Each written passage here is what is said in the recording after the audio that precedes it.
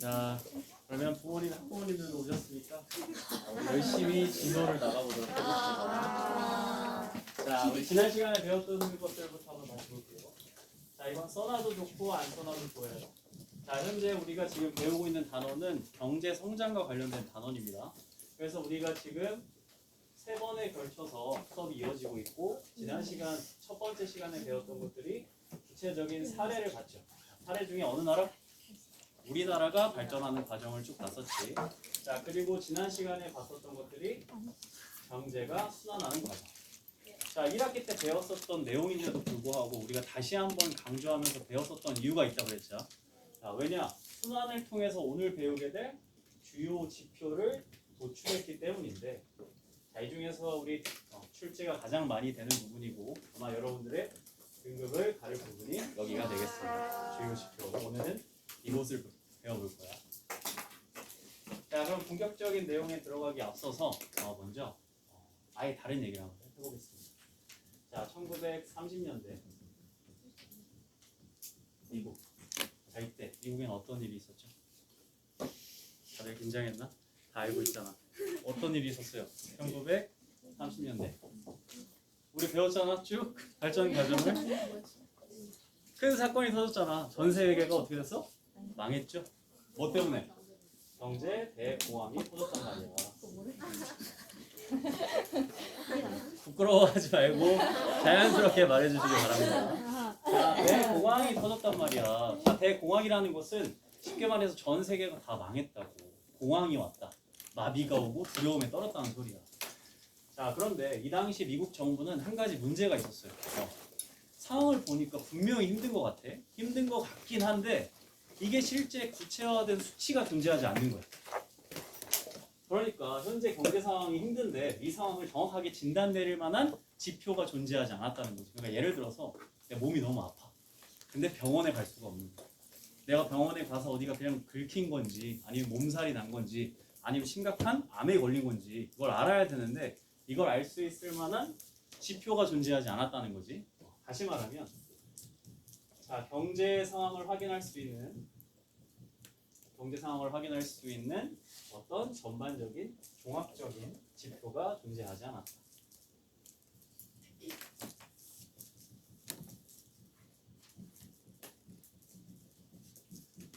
근데 한 나라에 종합적인 어떤 경제 지표를 개발한다는 게 이게 어려운 일입니다. 자, 쉽게 생각해봐. 미국이 엄청 힘들대. 그러면 가장 쉽게 이 미국 경제 상황을 알 수 있을 만한 지표는 뭐가 될까? 사람들한테 찾아가 봐서 이전보다 소득이 어떻게 됐습니까? 이렇게 물어보면 괜찮겠지? 근데 이게 만만치가 않죠. 자, 어느 집에 갔어요. 똑똑똑. 자, 혹시 어디서 일하시나요? 저 잘렸는데요. 자, 월봉이 저기 연봉이 어떻게 되시나요? 저 1,000만 원밖에 안 되는데요. 자, 이게 쉽지 않겠지. 한 명 한 명 알아보기. 그러면 한 국가 전체의 종합적인 경제 상황을 알 수 있는 지표는 도대체 어떻게 개발이 될 수 있느냐? 쉽지 않은 문제라는 거야. 근데 우리 지난 시간에 이 순환 과정을 배웠다. 그렇죠? 그러면 여기서 훨씬 더 직접 하나하나 물어보지 않아도 우리가 알 수 있는 아주 쉬운 방법이 존재한다는 거야. 자, 고민해볼까? 자, 어떤 방법을 통해서? 자, 지난 시간에 순환 과정을 통해서 결국 세계가 같아질 수밖에 없다고 했죠. 네. 자, 뭐랑 뭐가 같아질 수밖에 없어? 생산과 분배, 그렇죠. 분배와 그리고 지출은 서로 같아질 수밖에 없다고 배웠답니다. 다시 정리하면 생산을 했다면 그만큼의 소득이 발생하고 소득이 발생했다면 그만큼의 돈을 쓸 테니 결국 이 세계는 같아질 수밖에 없다고. 그러니까 여기서 말했었던 게 국민 소득이어서 일일이 물어봤던 이 소득을, 그러니까 한 명 한 명 찾아가서 돈을 얼마나 썼는지, 얼마를 벌었는지 물어보지 않아도 한꺼번에 해결할 수 있는 방법이 있죠. 바로 국가 전체의 생산량을 보면 이 국가가 얼마나 잘 사는지 못 사는지를 파악할 수 있게 됐다는 거예요. 자, 그래서 다시 정리하면 이렇게 해서 생산 측면의 경제를 종합적으로 판단할 수 있는 지표가 개발되었고, 그게 바로 오늘 배우게 될 뭐야? GDP가 된다는 거죠. 자, 우리는 지난 시간에 경제 순환 과정을 통해서 GDP를 그래서 도출해냈던 겁니다. 자, GDP를 도출해냈다는 얘기는 자, 1930년대 이 지표가 존재하지 않는다고 했죠. 이 GDP는 우리는 아주 편하게 손쉽게 사용하고 있지만 이게 처음 딱 개발됐을 때 이것을 개발한 학자는 어떤 상을 받았을까? 노벨 경제학상을 받았다. 그러니까 여러분들은 같은 수준의 생각을 하고 있다는 거지. 자, 그리고 20세기의 미국의 아주 위대한 발명품 중에 하나가 바로 이 GDP입니다.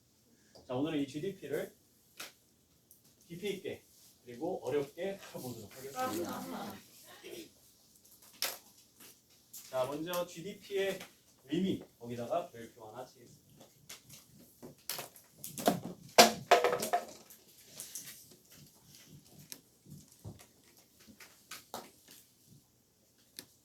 GDP 국내 총생산이죠. 국내 총생산. 자, 보면 칸을 보면 5가지로 나뉘어져 있어요. 이 5가지를 각각 하나하나씩 이해하는 것이 중요합니다. 자, 그럼 첫 번째부터 가볼게요. 자, 일정 기간 동안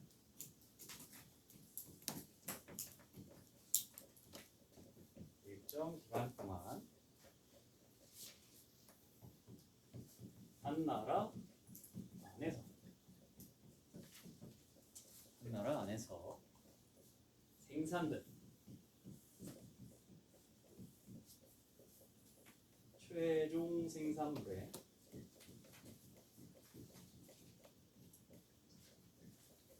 시장 가치 합이다. 자, 이렇게 5가지 딱 구분해서 꼭 암기해 두시기 바랍니다. 자, 그럼 하나하나 살펴볼게요. 자, GDP 국내 총생산이라는 것은 일정 기간 동안, 자, 이거 여러분들 알 것 같은데 언제? 얼마 기간 동안? 1년이 기준이다. 1년이 기준이다. 자, 다음 한 나라 안에서 생산이 돼야 된다는 거야. 이 말은 해외에서 생산되면 안 된다는 거지? 자, 구체적으로 보면 우리 뉴진스에 한의가 있죠. 자, 우리나라에서 돈을 이렇게 쓸어 담고 있단 말이야. 한의가 열심히 돈을 벌어가는 거. 자, 이거 우리나라의 GDP에 들어갈까 안 들어갈까?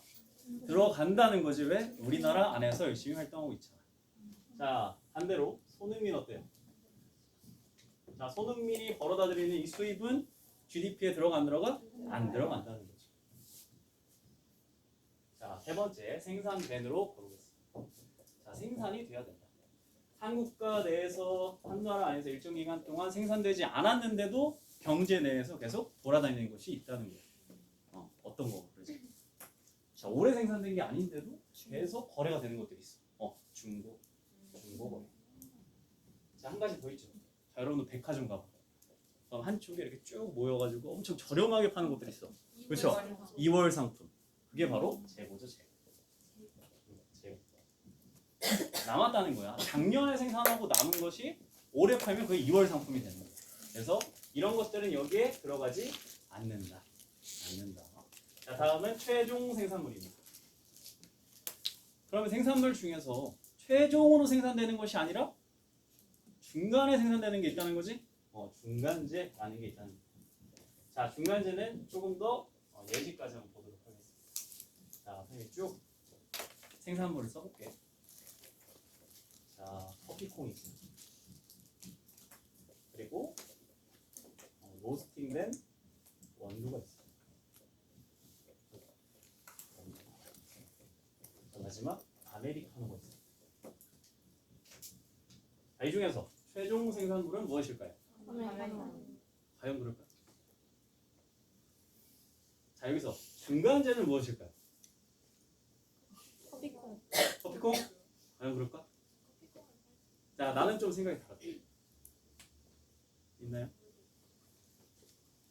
발표 한번 해야지. 부모님도 오셨는데. 좋습니다. 그 커피콩 그러니까 세 개 다 네. 중간재가 아닌. 세 개 다 아니다. 네. 이유는 뭐죠? 커피콩을 따로 따는 데는 또 따로고 원두를 로스팅하는 회사 또 따로니까 커피콩을 거기서 사올 거고 이 로스팅 원두를 제품을 생산을 해서 카페에서 또 이 로스팅 원두를 사오는 거니까 세 개 다 완성된 최종 생산물이라고 생각합니다. 셋 다 최종 생산물이다. 네. 좋습니다. 거의 답에 근접해 왔어요. 자, 셋 다 최종 생산물이라는 말은 셋 다 뭐도 될 수 있을까? 셋 다 중간재도 될 수 있다. 그럼 여기서 중요한 포인트는 뭐냐? 최종 생산물과 중간재를 나누는 기준은 뭐야? 이 재화가 가지고 있는 기본적인 특징이 아니야. 이 재화들이 어디서 쓰이느냐가 중요한 거지. 방금 말했듯이 커피콩을 내가 집에서 그냥 볶아 먹으려고 소비자한테 왔어. 그럼 이건 곧바로 뭐가 되는 거야? 최종 생산물이 되는 거지. 자, 아메리카노를 샀어. 근데 아메리카노를 내가 산 이유가 샌드위치랑 같이 묶어가지고 하나의 상품으로 팔기 위해서 샀어. 그럼 얘는 뭘 위해서 산 거야? 생산을 위해서 샀기 때문에 중간재가 된다는 거지. 옆에다 적어두겠습니다. 자, 이 둘을 구분하는 기준은 결국 이 재화를 샀는지 안 샀는지 거기에 대한 목적이 소비하는 것이 목적이냐 그게 아니라 생산하는 것이 목적이냐 여기에 따라서 달라진다는 겁니다. 그래서 이 세 개는 셋 다 최종 생산물이 될 수도 있는 거고 중간재가 될 수도 있다는 거지.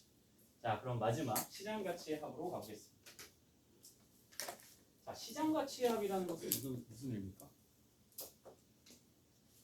가치가 있는데 어디에서만 가치가 있다는 거야?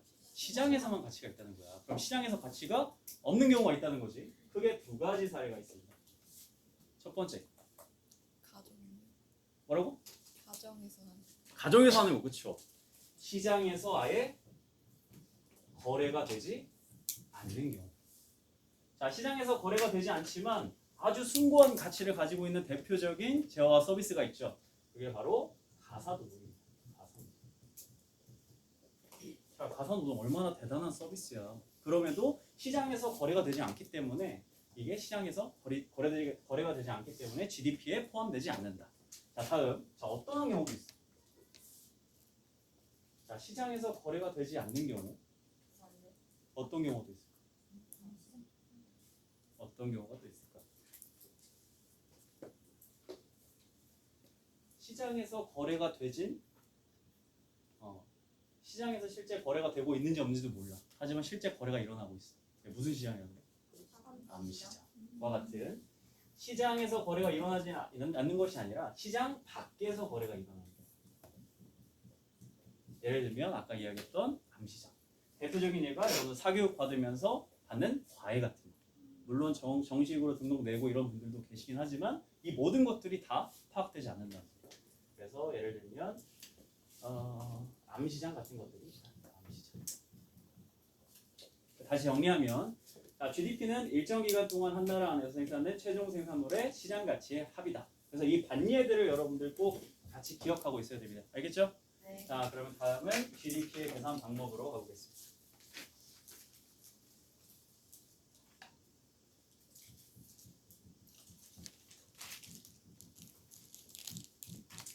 자, 그럼 GDP는 어떤 방식을 통해서 계산될 수 있느냐? 크게 세 가지의 공식이 존재하는 거야. 그럼 첫 번째는 최종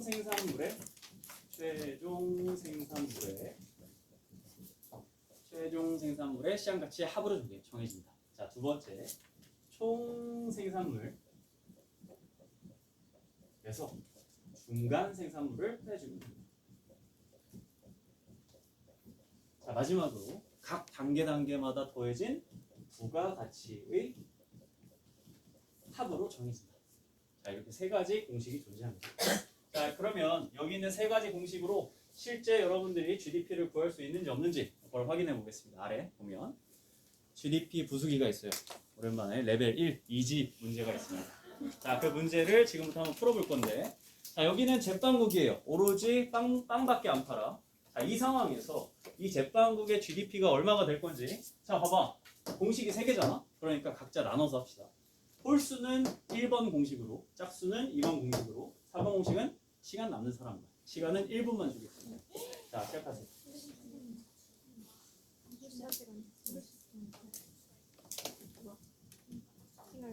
최종 생산물이요.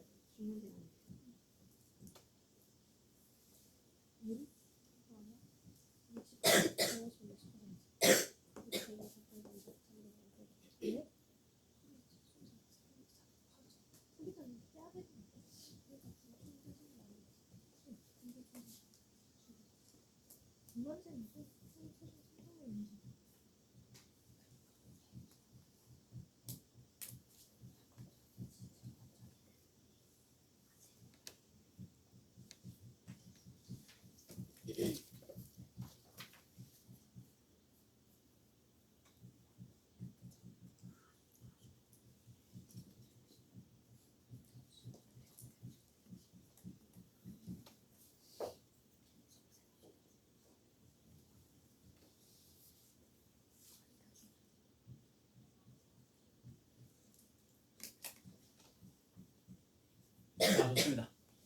1분이 지났죠?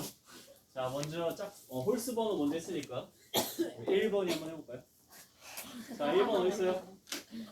네, 좋습니다.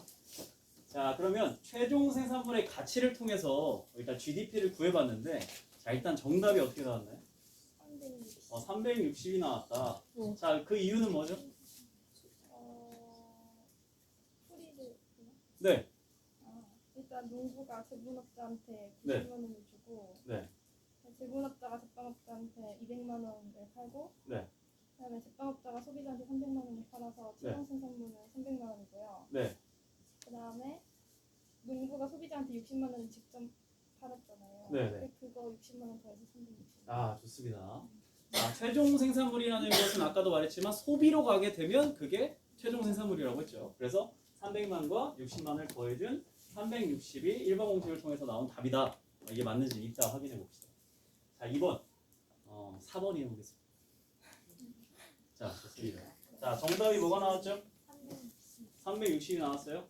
자, 어떻게 나왔어요? 밀 190만 원어치랑 밀가루 200만 원, 땅 300만 원을 네. 다 더한 게 총 생산물이고 그렇죠. 네. 거기서 중간재로 사용됐던 제분업자랑 제빵업자한테 준 90만 원과 200만 원 더한 걸 빼서 네. 그래서 360이 나왔다. 그렇죠? 150, 350, 650에다가 90과 290을 빼주면 360이 나오죠. 자, 그럼 마지막 얘만 같이 나오면 정답이겠다. 그렇죠? 혹시 해볼 수 있는 사람? 이건 조금 더 난이도가 있습니다. 자, 누가 해볼 수 있을까요? 좋습니다. 자, 일단은 과정부터 들어가 볼게요. 자, 어디서부터? 일단 150만 원 누가? 농부가 150만 원의 부가가치를 만들었다. 부가가치라는 것은 이전에 없었는데 새로 더하고 붙였다. 그런 뜻이지? 그래서 그다음에 농부가 제분업자한테 판매하는 과정에서 네. 200만 원에서 150의 20%를 빼면 200 빼기 90을 더하죠. 그러니까 얘가 90이니까 이 90만 원을 어치를 제분업자가 가지고 밀가루 200만 원을 만들었으니까 이게 110만 원이다 이 말인 거죠?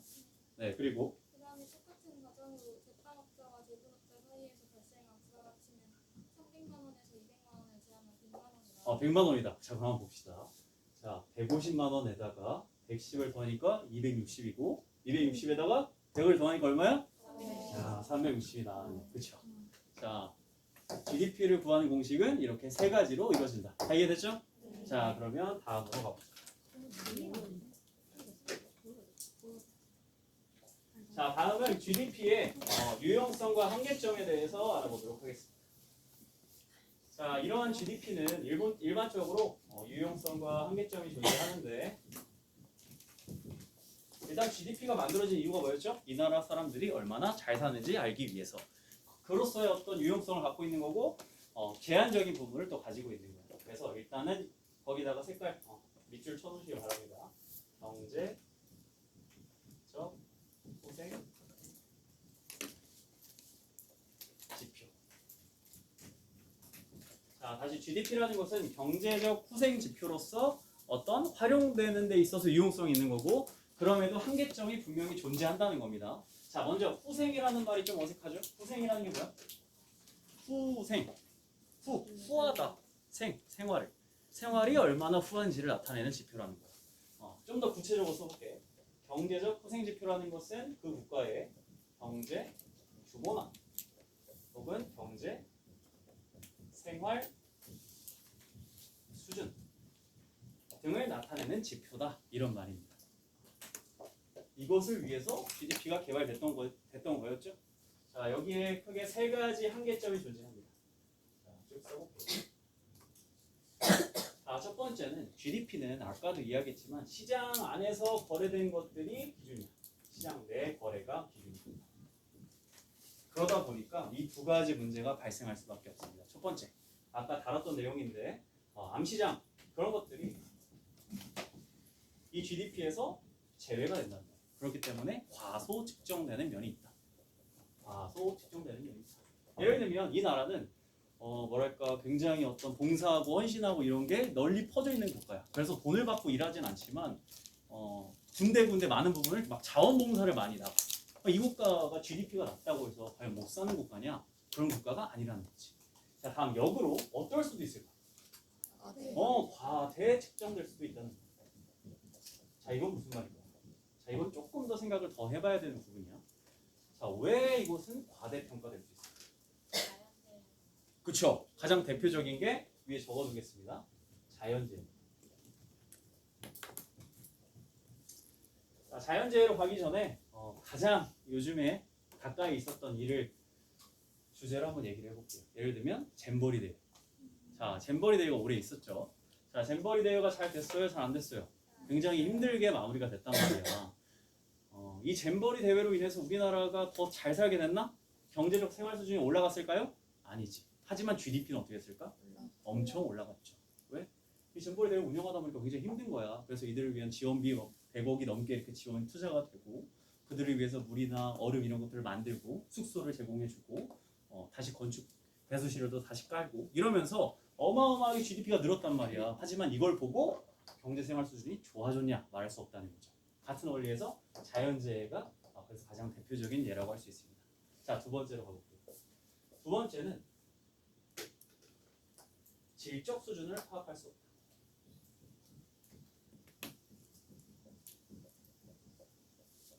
GDP라는 것은 굉장히 양적 개념입니다. 그렇기 때문에 질적으로 정말 이 나라가 성장했는지는 알 수가 없는 거예요. 예를 들면 여러분들 나중에 연봉 1억씩 다 받는다고 칩시다. 어마어마하게 많이 받는 거지. 근데 하루에 27시간씩 일해야 돼. 그럼 어떻겠어? 난 죽겠지? 그러니까 여가의 가치와 같은 이런 것들이 반영되지 못한다는 거죠. 내가 돈을 적게 받더라도 저녁이 있는 삶 이런 것들이 훨씬 더 가치 있다고 말할 수도 있죠. 이런 것들이 전혀 반영되지 못합니다. 자, 그 다음은 상품의 품질 변화를 반영하지 못한다는 거야. 품질 변화. 예를 들면 컴퓨터 같은 거. 자, 컴퓨터 요즘에는 100만 원도 안 들여서 굉장히 좋게 세팅할 수 있어요. 하지만 10년 전만 하더라도 컴퓨터 가격은 200만 원, 300만 원인데 성능은 어때? 굉장히 떨어진단 말이야. 근데 순수하게 가격만 놓고 본다면 이전이 더 GDP가 높였던 거지?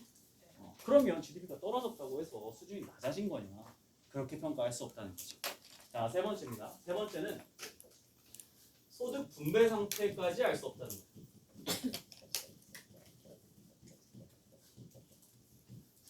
분배라는 것은 얼마나 형평성 있게 나누냐 그걸 의미하는 거라 그랬지. 자, 어느 나라가 정말 세계에서 가장 잘 살아. 근데 그 부가 오로지 다 전 세계 어떤 그 국가의 1%한테 몰려 있다면 그 나라 사람들이 정말 편안하게 잘 살고 있다고 말할 수 없다는 거죠. 그래서 이러한 한계점들이 존재한다. 알겠죠? 자, 그러면 다음 오늘 배울 내용의 하이라이트입니다. 여기서 여러분 등급이 갈리게 되겠죠.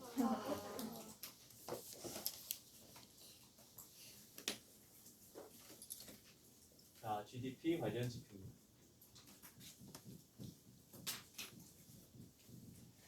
자, 가장 먼저 써져 있는 거는 한번 읽고 넘어갈게요. 1인당 GDP. 당연히 전체 GDP에서 뭘 나누면 될까? 인구 수를 나누면 되겠죠? 자, 두 번째로 가겠습니다. 두 번째.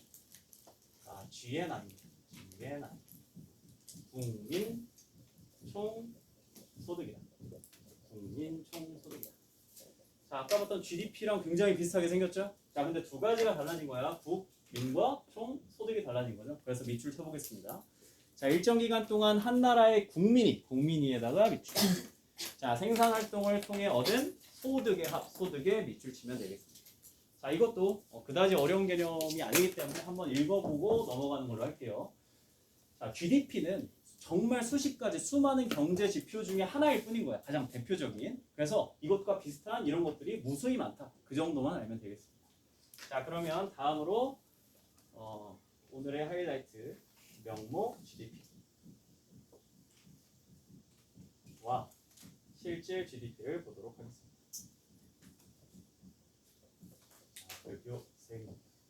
자, 명목 GDP와 실질 GDP. 자, 그러면 이 개념에 대해서 알기 전에 먼저 바로 우리 문제로 넘어가 볼게요. 자, 2021년과 2022년 기준 이지 문제, 두 번째 이지 문제를 보면 됩니다. 자, 그 문제를 한번 쭉 써볼게. 자, 이 나라는 빵밖에 생산을 안 한다 그랬어요. 그래서 빵의 가격과 빵의 생산량을 나타내는 거고 2021년에는 100원에 100개가 팔렸다.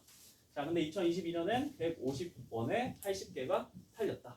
자, 그럼 이 상황에서 일단 우리 명목이라는 거, 실질이라는 거 제외하고 나서 이 GDP를 어떻게 구할 수 있는지 최종 생산물의 시장가치 합이었지?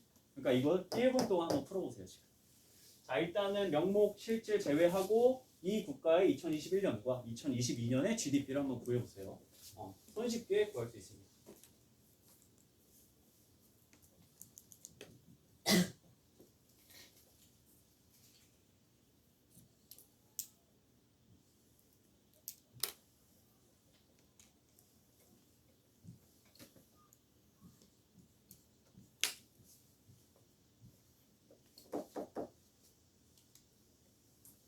자, 우리 그러면 다 같이 한번 얘기해 볼까요?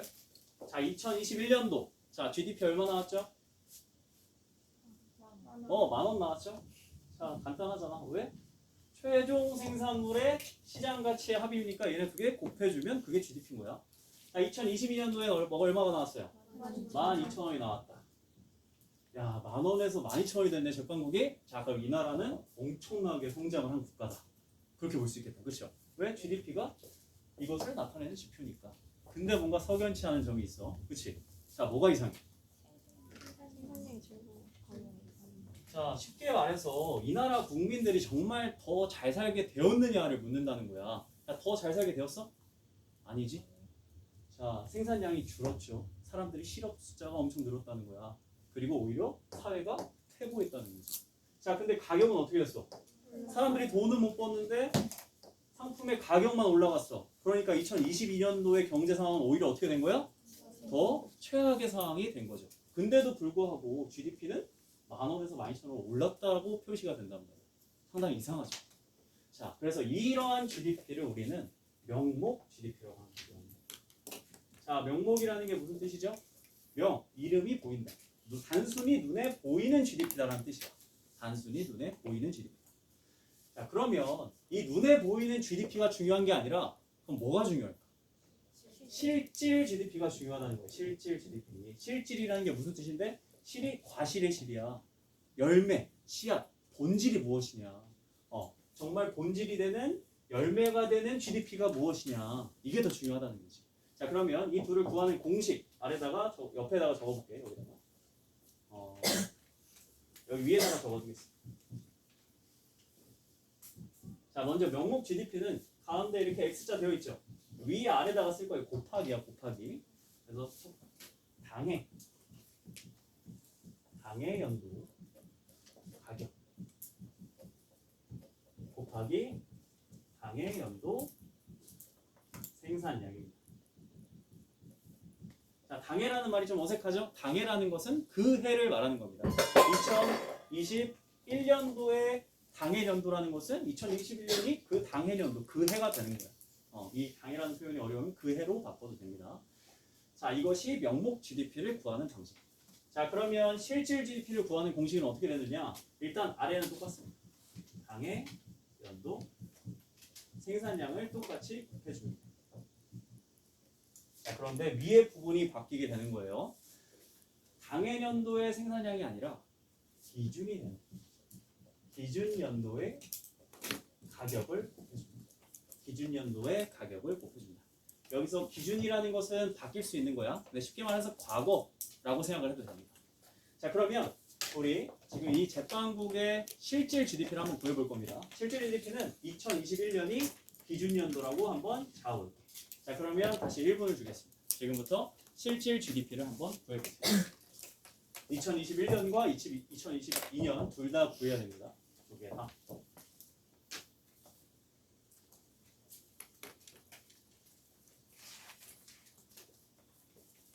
자, 어려우면 옆 사람이랑 같이 해도 됩니다.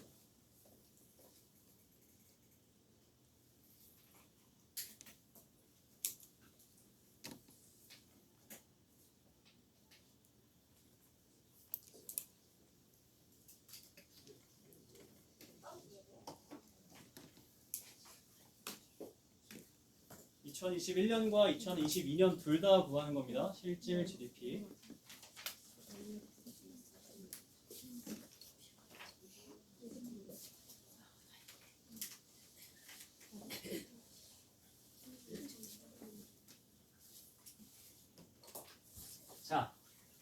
먼저 2021년부터 보겠습니다. 2021년에 실질 GDP는 얼마인가요? 10,000원이지. 왜?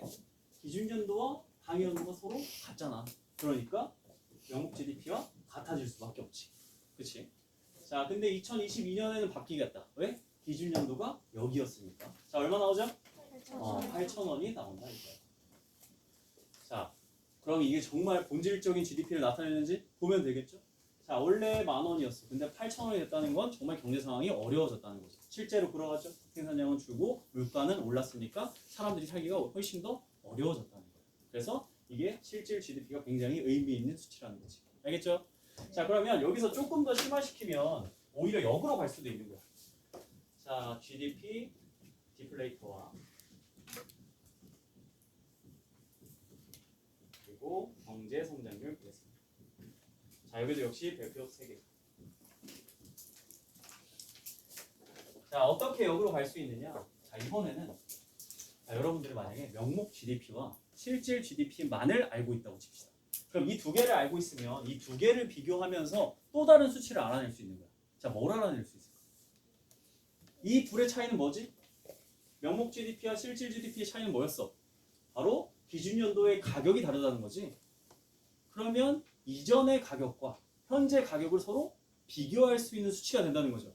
근데 이 가격은 지금 우리 미시경제 아니죠? 거시경제학을 다루고 있어. 거시경제학에서 편의상 가격이라고 했지만 이 가격은 뭘 의미해? 두 글자? 물가를 의미한단 말이야. 그럼 역으로 명목 GDP와 실질 GDP를 안다는 소리는 뭘 도출해낼 수 있다는 거야? 역으로 물가의 변화를 예측할 수 있다는 거지.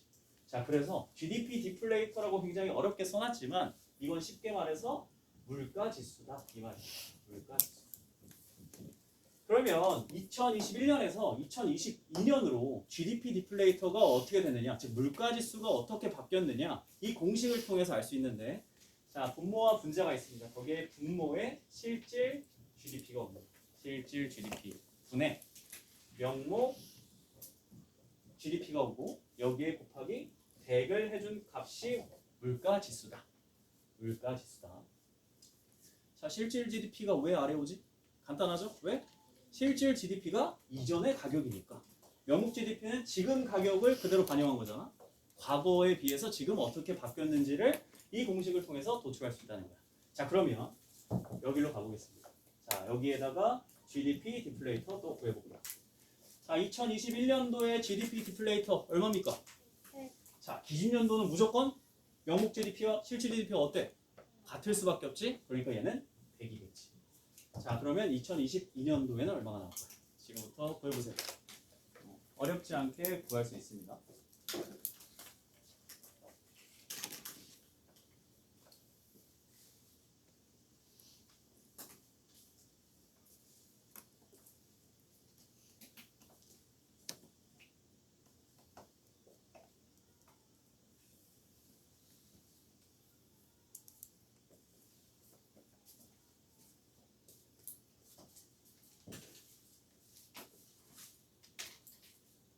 자, 다 구했죠?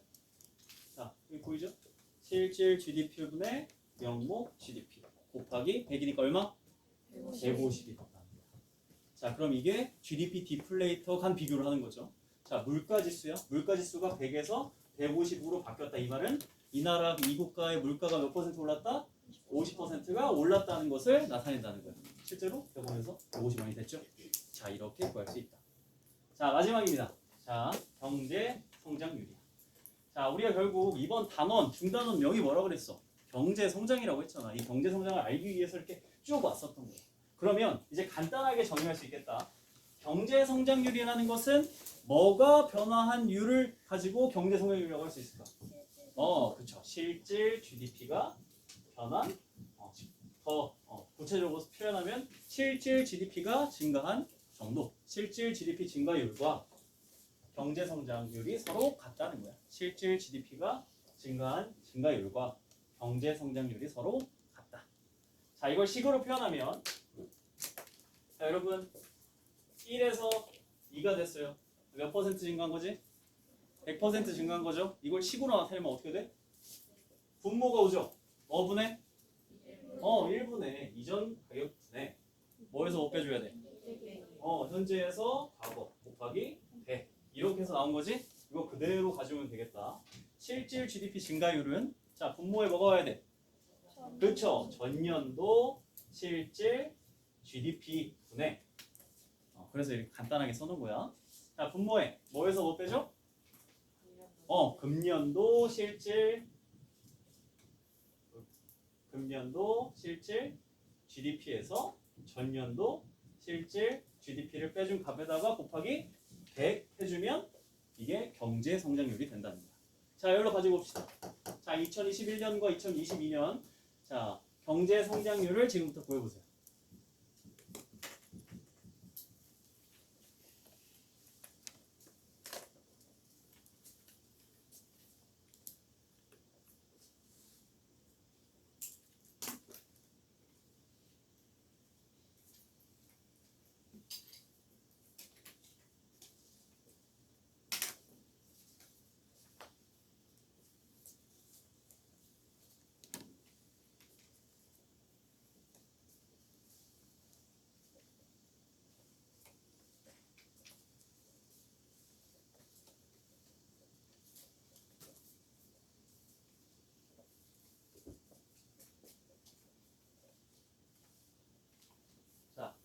그러면 마무리하겠습니다.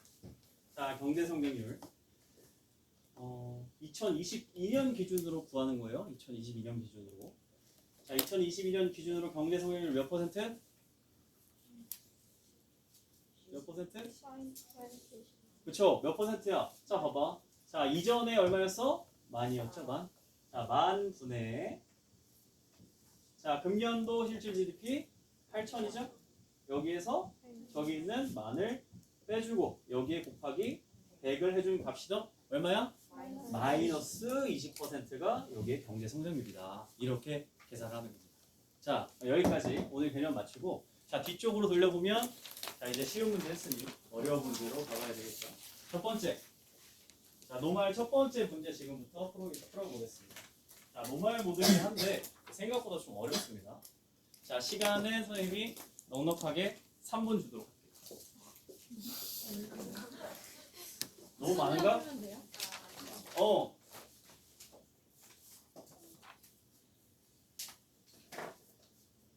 마지막 문제는 시켜봐야 되겠다.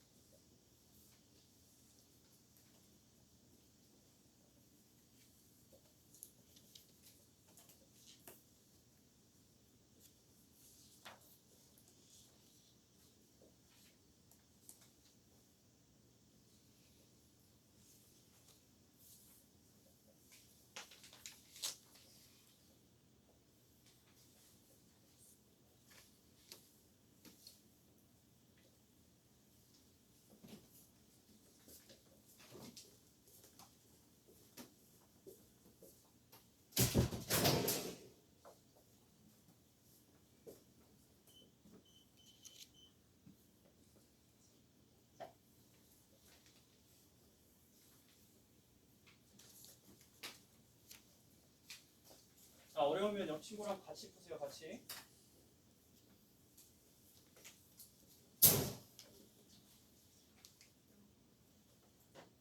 근데 왜 비밀번호가 걸리냐?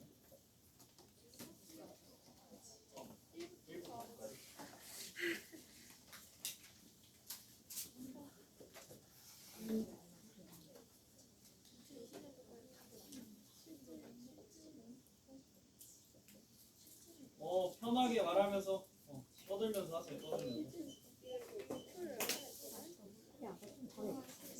누가 앞에서 풀게 될지 모르니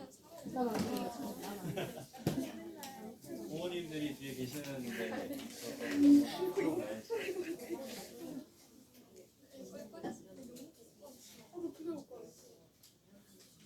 이게 실질 거에는 가격이 되는 상징이에요. 항상 그랬지만 이 문제 풀면 수업 끝.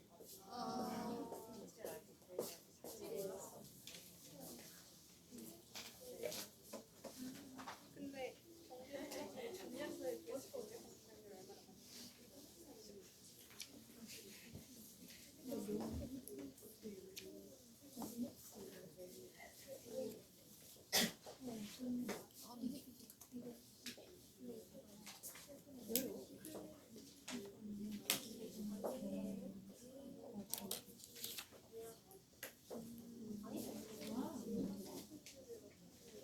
자, 힌트.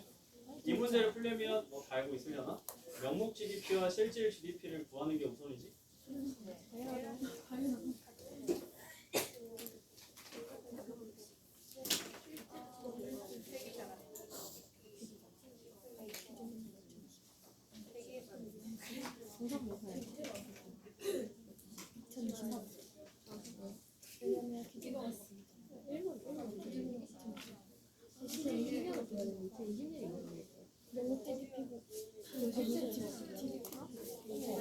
맞아.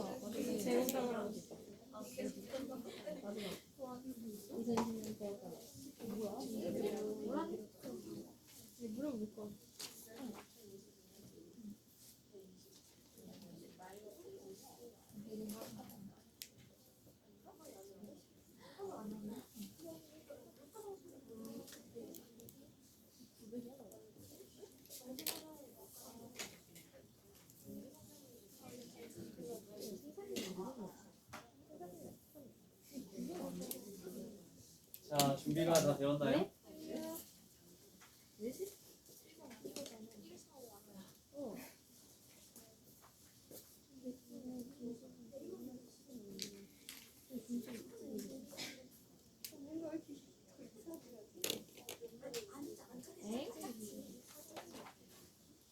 크로스페이지.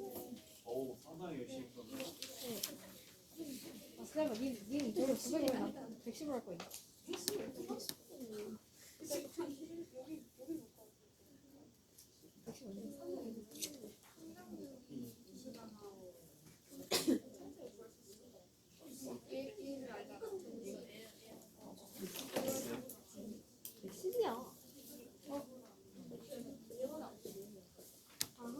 자, 이제 30초 뒤에 잠깐만. 30초 뒤에 1인이 나와서 마무리해 보겠습니다. 잠깐만.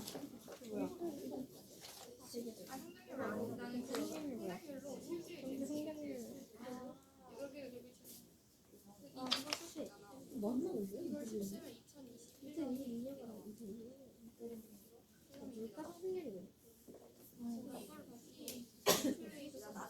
왜 현장에 사람 둘 다 맞지?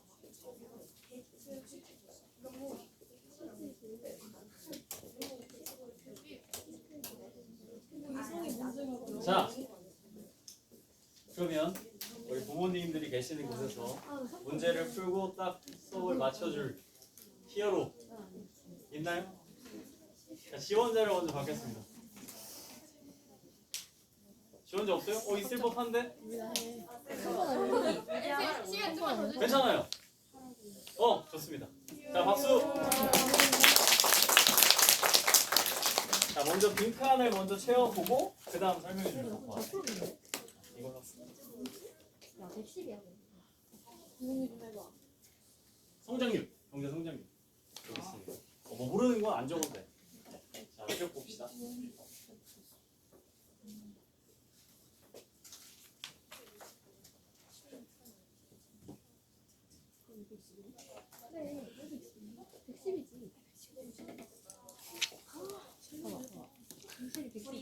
네, 좋습니다. 자, 다 같이 이제 집중해 봅시다.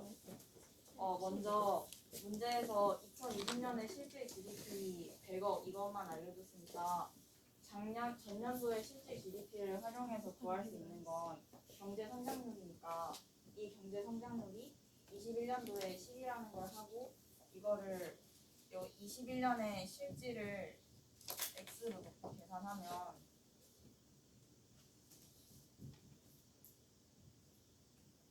그렇죠.